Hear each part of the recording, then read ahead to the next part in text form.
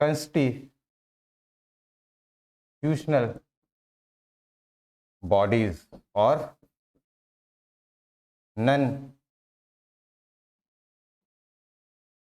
constitutional bodies।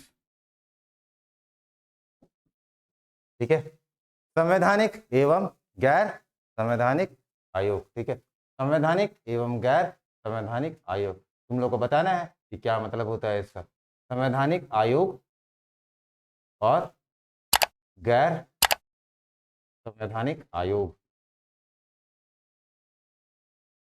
ठीक है भाई, चलिए बताइए क्या डिफरेंस होता है, फिर आगे बढ़ते हैं। क्या डिफरेंस होता है संवैधानिक या गैर संवैधानिक, सोच के बताओ। तबियत ठीक है, निकलना है? हाँ, आयोग के बारे में बात किया है, कमीशन, बॉडीज, बॉडीज के बारे में बात किया है। तो तुम मनरेगा बता रहे हो, तो वो तो एक तरीके का योजना है ना, तुमको योजना नहीं क्या मतलब आता है। जैसे कि हम तुमको एक बताते हैं, जैसे कि नीति आयोग एक बॉडी है, नाम सुने हो ना, नीति आयोग, नीति आयोग एक बॉडी है। ठीक है भाई, और जो है, और जो है नेशनल ग्रीन ट्रिब्यूनल, नाम सुने हो, नहीं सुने होगा, नेशनल ग्रीन ट्रिब्यूनल, इसको बोलते हैं एनजीटी, एक बॉडी है। प्लानिंग कमीशन, ये तो सुने ही होगा, योजना आयोग, योजना आयोग। ठीक है, एक बॉडी है, आयोग का बात किया जा रहा था, हम वही बोल रहे हैं कि कौन सा आयोग संवैधानिक है और कौन सा आयोग गैर संवैधानिक है, ये तुमको बताना है, कौन सा आयोग संवैधानिक है और कौन सा आयोग गैर संवैधानिक है। ठीक है, यहाँ पर, और अगर कोई संवैधानिक है तो संवैधानिक का मतलब क्या हुआ, संवैधानिक आयोग का मतलब, और अगर कोई गैर संवैधानिक आयोग है तो गैर संवैधानिक आयोग का मतलब क्या हुआ। ठीक है, तो ये कॉन्सेप्ट बहुत क्लियर होना चाहिए, रटा रटा तो हम तुमको अभी एक पेज में लिस्ट में बता देंगे तो सब क्लियर हो जाएगा। ठीक है, तो छोटा चीज समझना है, क्योंकि हो सकता है कि हम जो एग्जाम्पल बताए एग्जाम में वो एग्जाम्पल नहीं है। ठीक है, तो तुम कैसे हैंडल करोगे, which of the following is not the constitutional bodies. ठीक है, तो पहले ये समझो, एक मिनट सोचो कि क्या हो सकता है कंस्टिट्यूशनल बॉडी, बहुत आसान सा कॉन्सेप्ट है, बस सोचोगे तो समझ में आ जाएगा, बस सोचो। जिसका उल्लेख संविधान में है। ठीक है, और कुछ? ठीक है, ठीक है, और?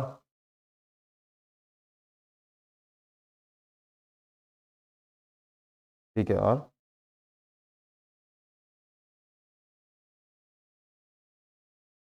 अच्छा, ठीक है। हम्म, ठीक है, ये भी सही है एक तरीके से।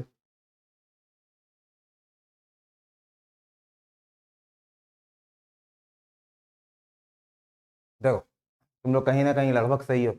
जब संविधान बन रहा था तो बोला गया कि सब काम तो सरकार नहीं कर सकती, तो हम लोग क्या करना पड़ेगा, कार्य को डिस्ट्रीब्यूट करना पड़ेगा।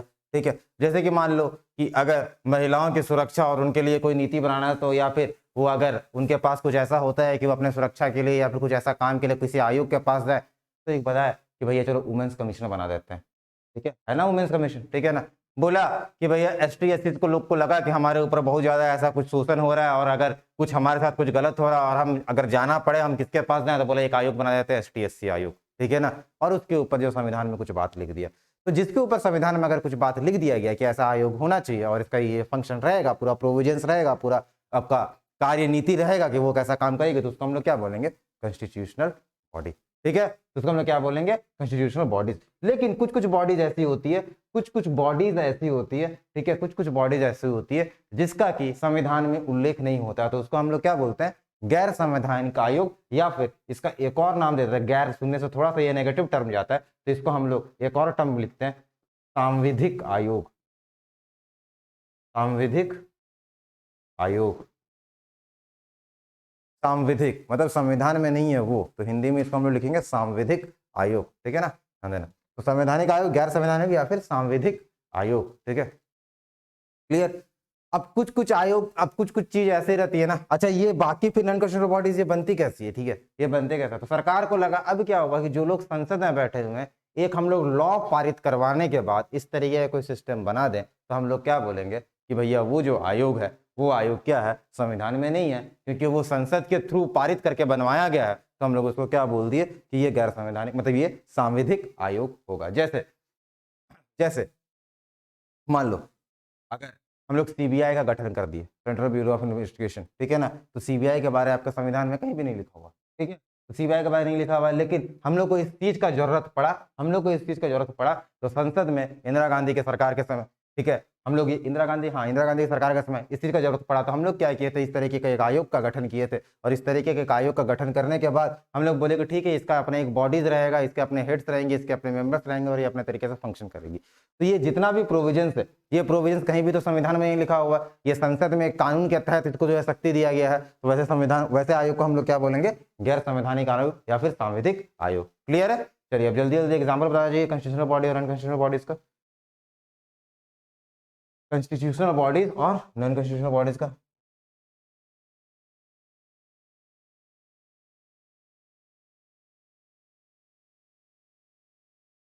संवैधानिक आयोग, देखो यही तुम डर जाते हो, एग्जाम में ऐसा डरोगे तो नहीं हो पाएगा, ठीक है, सीट कम है, कंपटीशन ज्यादा है, तो डरना नहीं है। हम बोले संवैधानिक आयोग, अभी तुम लोग सुबह सुबह ही बताया 3-4 नाम, ठीक है, नहीं बताया क्या चुनाव आयोग, बताया कि नहीं बताया, ठीक है, यस, अभी ना है, ठीक है, चुनाव आयोग, चुनाव आयोग के बाद क्या होगा, वित्त आयोग हो सकता है, नहीं हो सकता, ठीक है, इलेक्शन कमीशन, फिर क्या, फाइनेंस कमीशन, यस, फिर क्या, यूपीएससी,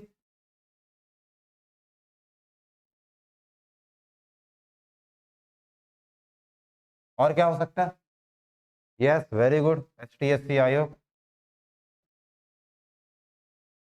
महिला आयोग नहीं, ठीक है,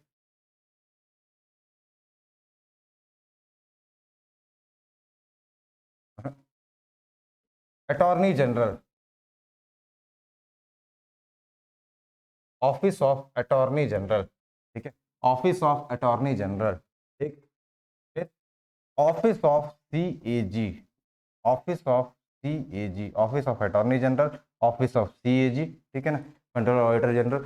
तो ये तुमको 4-5 जो है ये तुमको ध्यान में रखना चाहिए, ठीक है, कौन कौन है, ठीक है, देखो चुनाव आयोग, वित्त आयोग, यूपीएससी, एसटीएससी आयोग, ठीक है, अटॉर्नी जनरल, ठीक,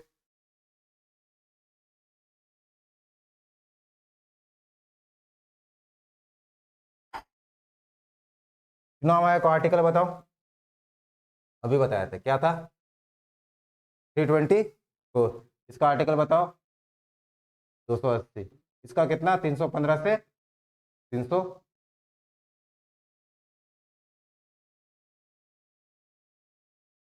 इसका एसटीएससी 338 एंड 338 ए, ठीक है, अटॉर्नी जनरल,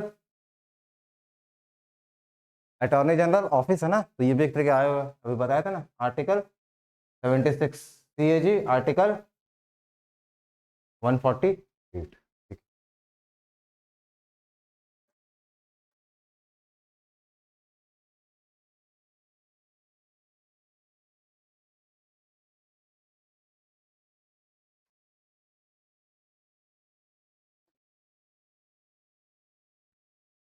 एक जो तो हम लोग लिंग्विस्टिक कमीशन लिखे थे उसको भी तुम लोग ऐड कर सकते हो आर्टिकल 350 के तहत, भाषाई आयोग में उसको भी ऐड कर सकते हो।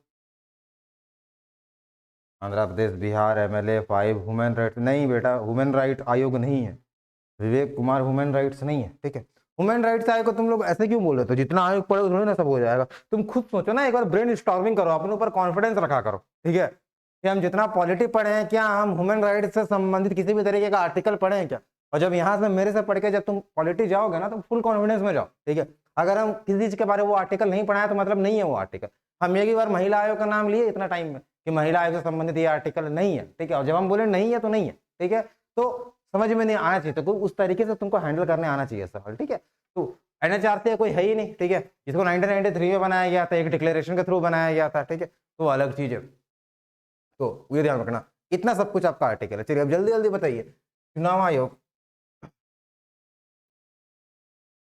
भाई देगा, मेंबर का क्या पोजीशन रहता है चुनाव आयोग में, क्या होंगे, एक प्रमुख रहेंगे जिसको चुनाव आयुक्त बोलेंगे, और कितने अन्य चुनाव आयुक्त रहते हैं, कितने अन्य चुनाव आयुक्त रहते हैं, 4,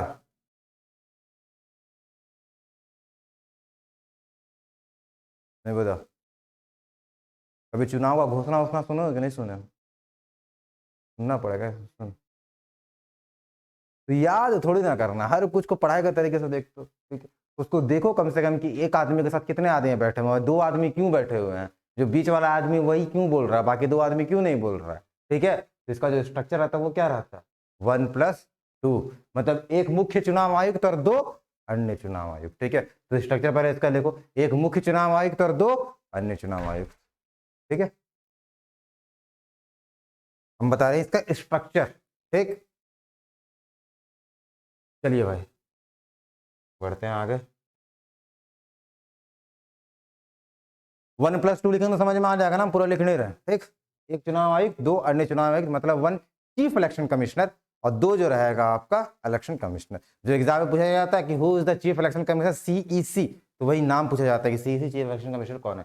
चलिए अब इसके बाद हमको इसका कार्यकाल बता दीजिए, कार्यकाल क्या होता है, कार्यकाल क्या होता है किसका, मुख्य चुनाव आयुक्त, ठीक है। मतलब चुनाव आयुक्त का वैसे ही चलता है, तो चुनाव आयुक्त का कार्यकाल कितना होता है, ऑप्शन देखे, तुम नहीं बताएगा, तुम जादू करता है, 6 वर्ष या 62 वर्ष, ठीक, 6 वर्ष या 65 वर्ष, 5 वर्ष या 65 वर्ष, 5 वर्ष या 62 वर्ष, ठीक है। हाँ 665, ठीक, 662, कंफ्यूज हो रहे हो ना, एग्जाम में ऐसे ही आएगा, नहीं एक एक मारा ना, वो एमआर में 2 कैसे मारोगे यार, ठीक।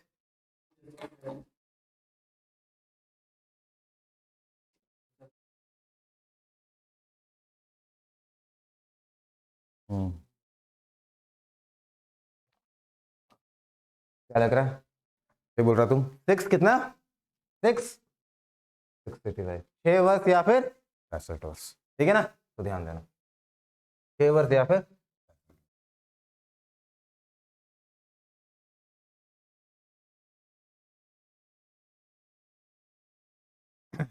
टेन्योर कितना हो गया, 6 वर्ष या 65 वर्ष, ठीक।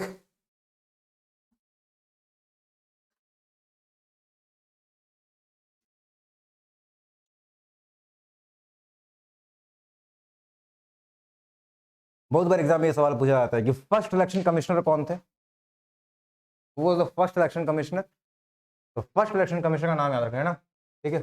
Very good very good very good, Sukumar Sen, ठीक है, उनका नाम क्या था, सुकुमार सेन, ठीक है, very good. First election commissioner का नाम था सुकुमार सेन। हिंदी इंग्लिश में दिक्कत होगा बता देना, ठीक है, एक ही चीज़ हम लिख सकते हैं, या तो हिंदी या इंग्लिश, तो एक बता देना, समझ में आ गया पूरा, सुकुमार सेन, हाँ सुकुमार सेन। और एक लाइन तुम लोग छोड़ देना, ठीक है, अब सारा तो हमको भी पता नहीं है कौन है, ठीक है, तो हमको याद नहीं है, तुम लोग पढ़ते उस तरीके करंट अफेयर्स, तो लास्ट में लिख लेना कि अभी कौन है, करंट में कौन है, ठीक है ना। एक तरीके जैसे हम ये स्ट्रक्चर बना के लिखे ना, चुनाव आयोग 324, 1+2, 6 वर्ष 65 वर्ष, सुकुमार सेन सबसे पहले, तो अभी कौन है, ठीक है ना। एक थोड़ा सा और टेबल में एक और जगह छोड़ देना और टेबल में नाम लिख देना, ठीक है। तो ये तुम्हारा ओवरऑल रिवीजन के लिए परफेक्ट हो जाएगा, और मोर और लेस इससे एक सवाल आएगा, ठीक है। चलिए अब आते हैं हम लोग वित्त आयोग के ऊपर। एक दो काम सुन लो चुनाव आयोग का, एक दो काम सुन लो चुनाव आयोग का, ठीक। सबसे पहला बात कि चुनाव आयोग किसी भी पार्टी को ये बताती है कि कौन सी पार्टी राष्ट्र पार्टी है, कौन सी पार्टी राजकीय पार्टी है, ठीक है ना। और पार्टी को जो रजिस्ट्रेशन देने का कार्य होता है, मतलब पार्टी को एक ये देने का काम होता है, सिंबल्स देने का काम होता है, वो सारा का सारा काम किसका होता है, चुनाव आयोग का। चुनाव आयोग कभी भी चाहे तो किसी भी जगह का, अगर वहां पर वोटिंग हो रहा है तो उस जगह का वो क्या कर सकते हैं, पूरे का पूरे इलेक्शन को ही कैंसिल करवा सकती है और फ्रेश इलेक्शन करवा सकती है, क्लियर है।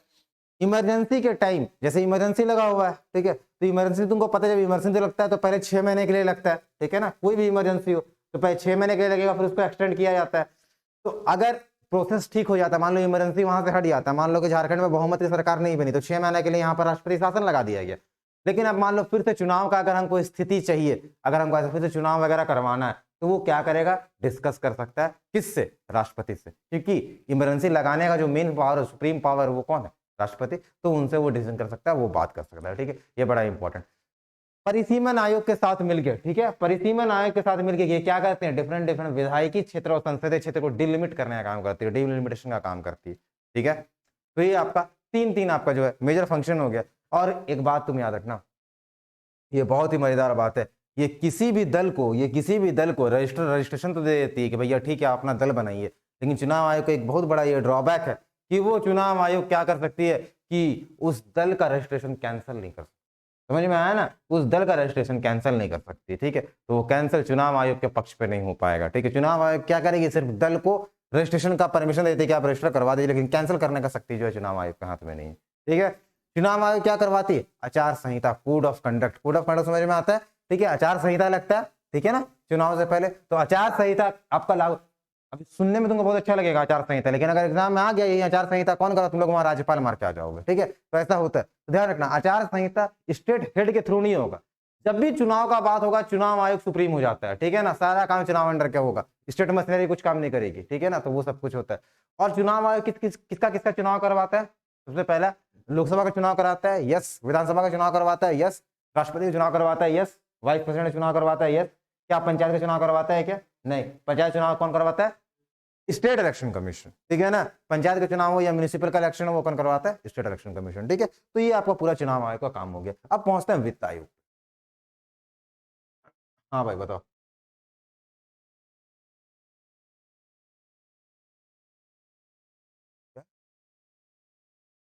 हाँ। सरकार पैसा वापस कर देता है, किसको वापस करता है,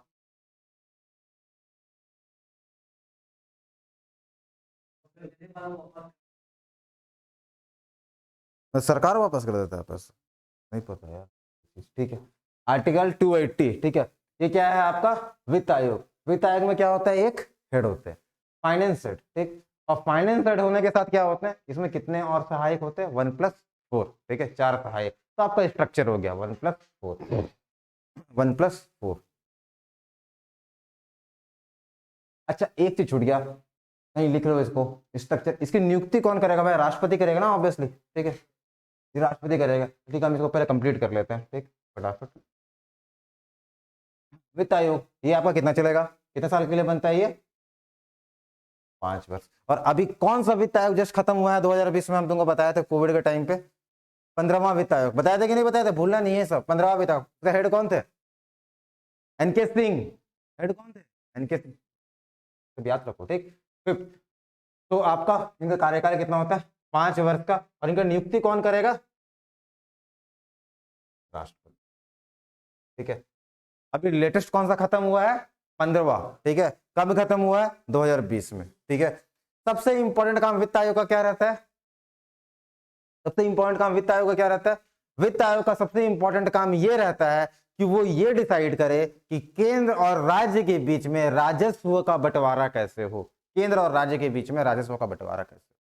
तुम गए कहीं पर बाहर खाने, ठीक है, उसमें क्या लग गया, जीएसटी, सीजीएसटी और एसजीएसटी। तो वो जो परसेंटेज लिखा हुआ है कि इतना परसेंट सेंट्रल के पास जाएगा, इतना परसेंट स्टेट के पास जाएगा, उसमें कहीं ना कहीं किसका रोल है, फाइनेंस कमीशन। कुछ सारे टैक्सेस ऐसे होते हैं, कुछ सारे टैक्सेस ऐसे होते हैं जो कि डिस्ट्रीब्यूट हो जाते हैं किसके किसके बीच में, आपका स्टेट के बीच में और जो केंद्र है उसके बीच में, ठीक है। तो कितना डिस्ट्रीब्यूशन रहेगा, या फिर केंद्र मान लो कुछ खजाना आया भारत सरकार के पास, तो उसको कुछ तो अपने स्टेट को भी देना है ना, सहकारी संघवाद, कोऑपरेटिव फेडरलिज्म, ठीक है। और ये डिफाइंड है, जो आपका फाइनेंशियल रिलेशन है, ठीक है, उसमें डिफाइंड है कि कितना रुपया देना पड़ता है, मतलब आपको केंद्र सरकार को राज्यों को कुछ रुपया देना पड़ेगा। तुम देखते हो बहुत बार राज्य लोग कंप्लेन करते हैं कि केंद्र सरकार से पैसा नहीं आ रहा, ठीक है, तो वो आता है। तो ये डिफाइन किया गया था, तो ये कितना डिफाइन किया गया है अभी 42%, ठीक है। लेकिन ये फाइनेंस कमीशन अभी क्या बोला, 42% + 1%, मतलब क्या होगा, 43% कहाँ जाएगा, राज्यों के पास, और बाकी रिमेनिंग किसके पास रहेगा, केंद्र सरकार के पास, ठीक है। तो ये वित्तीय डिसाइड करता है कि जो फाइनल ओवरऑल जो खर्चा है, मान लो घर के कोई बड़े बाबूजी कमा रहे हैं, तो वो देखेंगे ना अपने बच्चों को कितने रुपए देना है, तो वो सारे जो डिस्ट्रीब्यूशन का जो काम होगा, वो डिस्ट्रीब्यूशन का काम कौन करेगा, आपका वित्त आयोग, ठीक है ना। यही डिसाइड करता है कितना होना चाहिए कितना नहीं होना चाहिए। चलिए भाई आगे, यूपीएससी, ठीक है, चेयरमैन तो एक ही रहेंगे, चाहे यूपीएससी हो चाहे स्टेट पीसीएस हो, ठीक है, चेयरमैन तो एक ही रहेंगे, ठीक है, कोई दिक्कत नहीं है। यूपीएससी के जो चेयरमैन है उसका कोई मेंबर्स भी रहेंगे, ठीक है। इनका भी तुम हमको ये बता दो, टाइम पीरियड बता दो, ठीक है, क्या रहेंगे इनका, बेसिकली 6 वर्ष या 65 वर्ष, जो भी पहले आ जाए, ठीक। ये यूपीएससी के लिए होता है।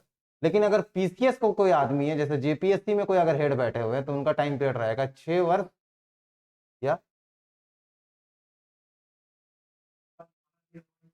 कौन, हाँ यूपीएससी वाले हो सकते हैं, ठीक है। जो सीएजी हैं ये री अपॉइंट नहीं हो सकते।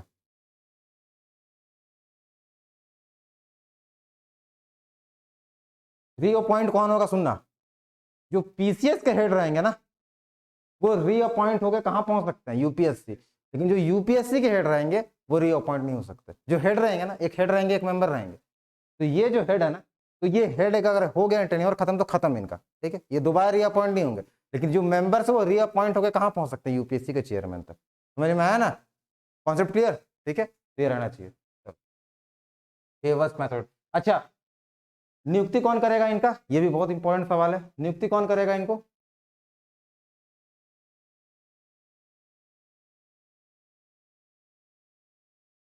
इनकी नियुक्ति कौन करेगी, प्रेसिडेंट, ठीक। और इनकी नियुक्ति कौन करेगी, गवर्नर, ठीक है भाई, इनकी नियुक्ति कौन करेगी, गवर्नर, ठीक है। ऑनलाइन वाले समझ में आ रहा है ना भाई, कि भाग गए तुम लोग,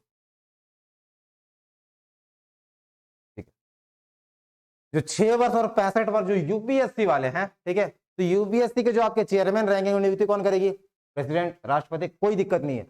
6 वर्ष और 62 वर्ष वाले हैं, इनकी नियुक्ति कौन करेगी, आपको गवर्नर। मजेदार बात यह है कि एग्जाम में आएगा ही नहीं, एग्जाम में आता ये है, और बीपीएससी से एग्जाम, जेपीएससी में तो नहीं आया, बीपीएससी यूपीपीसी से एग्जाम में ये आया था एक बार, कि जो राज्य सेवा आयोग के प्रमुख हैं, ठीक है, उनको कौन हटाएगा। इम्पीचमेंट तो नहीं, तो डिफरेंट चीज है, कौन हटाएगा, हटाएगा, अगर मुख्य न्यायाधीश का काम, और काम नहीं है उसको, हटाएगा कौन, इम्पीचमेंट के थ्रू हटाया, चलो ठीक है, तुम्हारा बोलना सही, इम्पीचमेंट के थ्रू हटाया, तुम बोलो।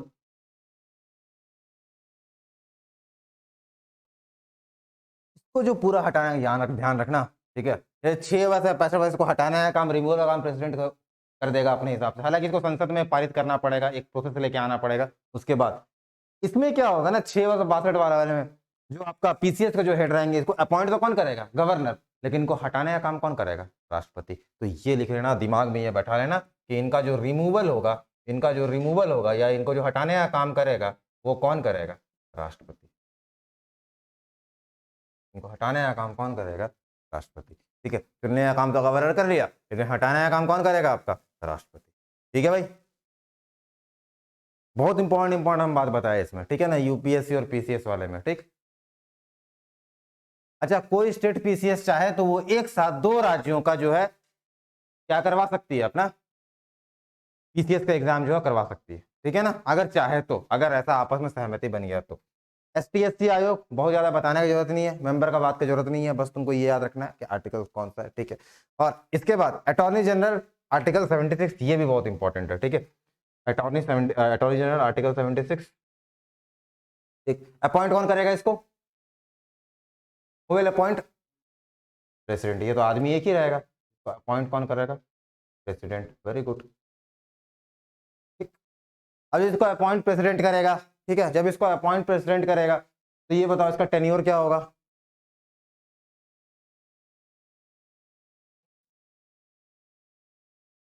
Option 5 year, 10 year, 7 year, 9 year, बताइए। अटॉर्नी जनरल का कार्यकाल कितना होगा, 5 साल, 10 साल, 9 साल, 7 साल, बाप रे बाप, ठीक है। और बताओ, not fixed, not fixed, fixed है ही नहीं, जब मन चाहे इसको हटा दिया जाएगा, तुमको पता है, जब मन चाहे हटा दिया जाएगा, हटाएगा राष्ट्रपति, हटाएगा कौन इसको, राष्ट्रपति, प्रेसिडेंट, ठीक है। प्रसाद पर्यंत इसमें बोला जाता है, ये किसके प्रसाद पर्यंत काम करता है, अटॉर्नी जनरल, तुमको बताए थे, ये आपका प्रेसिडेंट के प्रसाद पर्यंत काम करेगा, ठीक, प्रसाद पर्यंत, नॉट फिक्स्ड प्रेसिडेंट, ठीक।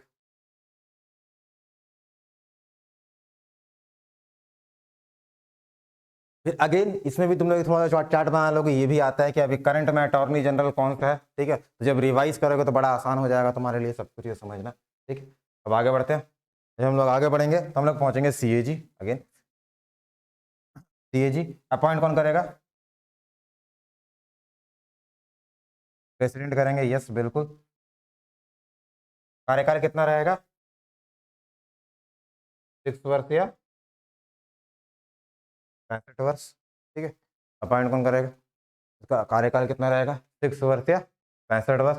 रिमूवल क्या होगा इनका? अगेन जो आपका प्रोसेस होता है इम्पीचमेंट, उसके थ्रू मतलब हटाने की प्रक्रिया एक महाभियोग की प्रक्रिया की तरह होगी, ठीक है। एग्जीक्यूटिव वो नहीं होगा, हटाना इतना आसान भी नहीं है, संवैधानिक पद है, जो भी संवैधानिक पद रहता है उनका रिमूवल इतना आसान होता नहीं है, ठीक है। लेकिन अगर हटाने का काम रहेगा तो वो कौन होगा? आपका प्रेसिडेंट। संसद में एक विधि पारित करने के बाद जो इनको प्रस्ताव पारित करने के बाद जो इनको हटाया जा सकता है। जी। क्या ये रीअपॉइंट हो सकते हैं? नहीं। क्या इनकी पुनर्नियुक्ति हो सकती है? नहीं। पुनर्नियुक्ति हो सकती है? नहीं।